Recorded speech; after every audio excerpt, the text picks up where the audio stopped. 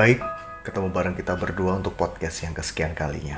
Kalau nggak salah ini adalah podcast yang ketujuh dan ketemu lagi bareng sama saya Thomas. Dan pastinya akan ada Jeremy di samping Thomas yang bakal terus hadirkan. Kita bakal membahas beberapa hal yang terjadi di sekeliling kita.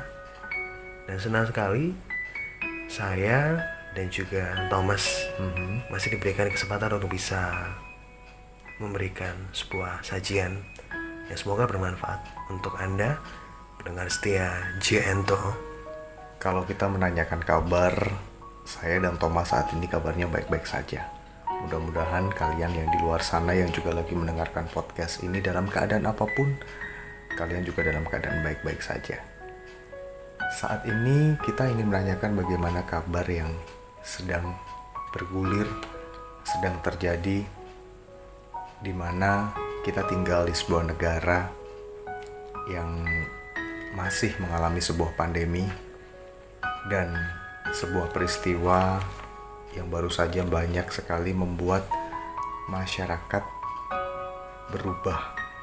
Intinya mereka merasa tidak terima dengan sebuah keadaan yang diambil oleh pemerintah. Jadi apakah kalian sudah pernah mendengar rancangan undang-undang Cipta Kerja atau Omnibus Law yang memang saat ini menuai polemik di tengah-tengah masyarakat, bahkan ancaman chaos atau kerusuhan dengan skala besar ini juga tidak bisa dianggap sebelah mata, karena untuk saat ini aksi-aksi di beberapa wilayah untuk menentang kebijakan ini juga sudah dilakukan. Tapi terlepas dari semua hal yang terjadi, saya rasa pemerintah dan juga DPR juga sudah memikirkan dengan betul sebelum mereka menentukan sebuah keputusan. Salah satunya menetapkan Undang-Undang Cipta Kerja yang notabene menurut sebagian masyarakat, khususnya para buruh, Kita tidak bisa memungkiri dan kita tidak bisa lepas dari sebuah statement, dari sebuah kebijakan, di mana selalu sebuah kebijakan yang diambil oleh, jangankan sebuah negara, kebijakan yang diambil oleh pemerintah, kebijakan yang kita ambil sendiri saja terkadang menimbulkan sebuah permasalahan, pro dan kontra. Dan saat ini saya dan juga Jeremy bukan menjadi bagian dari pemerintah, tapi kita ingin memposisikan bagaimana ketika kebijakan itu berlaku dan ada, mau tidak mau kita akan menghadapi kebijakan itu, dan siap tidak siap kita pun akan menjalani kebijakan sudah diambil oleh pemerintah tersebut. Tinggal sekarang bagaimana cara kita menyikapi agar kebijakan ini bisa diterima dengan baik dan kita bisa melaksanakan tugas dengan baik sebagaimana kita warga negara Indonesia yang baik juga. Oke. Jadi ada pertanyaan yang mungkin berkecamuk di benak kita.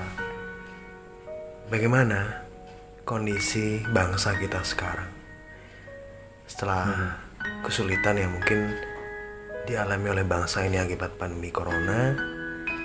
Pemerintah dalam hal ini sebagai salah satu lembaga yang memang benar-benar harus menentukan sebuah keputusan dan harus memilih. Akhirnya keputusan diambil dan terjadilah sebuah polemik. Sebenarnya kalau kita berbicara soal kebijakan, memang selalu ada dua hal yang berbeda, pro dan juga kontra. Sama seperti filosofi dalam kehidupan ini, ada hitam dan juga putih, ada baik dan juga buruk, dan juga beberapa filosofi yang lain. Terlepas dari itu semua, saya berpikir kalau pemerintah memang sudah memikirkan dengan baik keputusan untuk mengesahkan Undang-Undang Cipta Karya. Dan Kita tinggal lihat implementasi di lapangan seperti apa. Apakah memang benar-benar merugikan mereka yang notabene adalah para buruh, atau justru memberikan angin segar untuk dunia investasi dan juga meningkatkan perekonomian yang sempat lesu akibat virus corona. Ketika kita menarik sebuah benang merah dalam sebuah kasus yang terjadi di Indonesia ini, Jeremy, Ya, dan ketika kita mencari siapakah yang salah dan siapakah yang patut disalahkan dalam hal ini dan kasus ini, tidak pernah ada yang salah, tidak pernah ada yang mau dipersalahkan untuk kasus ini. Karena setiap manusia, setiap orang selalu berusaha untuk menyelamatkan orang lain. Sejak lahir kita dididik sebagai makhluk sosial. Kita tidak bisa mementingkan diri sendiri, dan kita tidak boleh mementingkan orang lain dan mengorbankan diri kita sendiri. Ketika pemerintah mengambil sebuah jalan dengan pengesahan RUU, dan itu akan berdampak cukup dramatis kalau menurut saya terhadap para buruh dan akhirnya menimbulkan aksi yang terjadi di mana-mana, semata-mata juga bukan itu yang diinginkan oleh pemerintah. Ada sesuatu yang harus diselamatkan dari negara ini, dan memang ketika kita menyelamatkan sesuatu itu, kita juga harus mengorbankan beberapa hal untuk bisa menyelamatkan hal itu.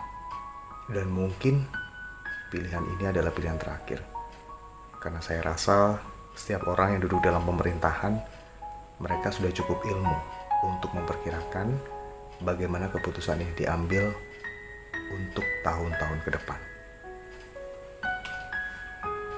jadi obrolan ini mungkin bagi sebagian orang menganggap kalau ada nuansa politis, tapi kita, saya, Jeremy dan juga Thomas ingin menjadi orang yang ada di tengah-tengah, ingin menetralkan apa yang terjadi saat ini.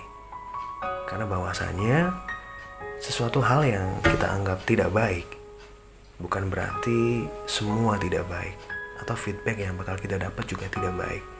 Akan selalu ada hal baik yang bisa kita nikmati, walaupun polemik saat ini tengah terjadi di tengah-tengah masyarakat, khususnya para buruh.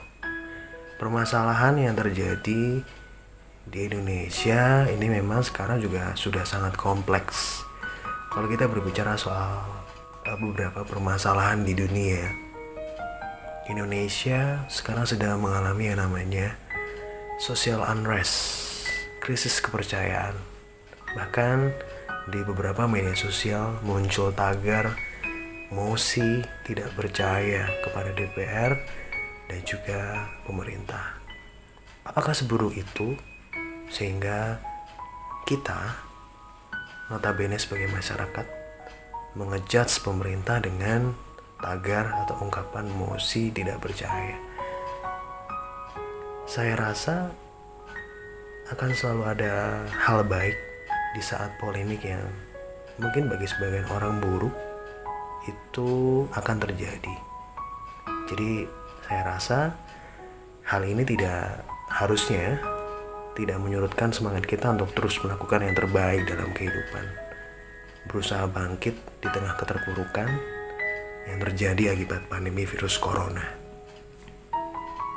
Ketika kita mencari siapa yang salah, seperti yang saya bilang, dalam kasus ini tidak ada yang salah. Ketika muncul tagar mosi tidak percaya, apakah mereka yang memunculkan tagar itu bersalah?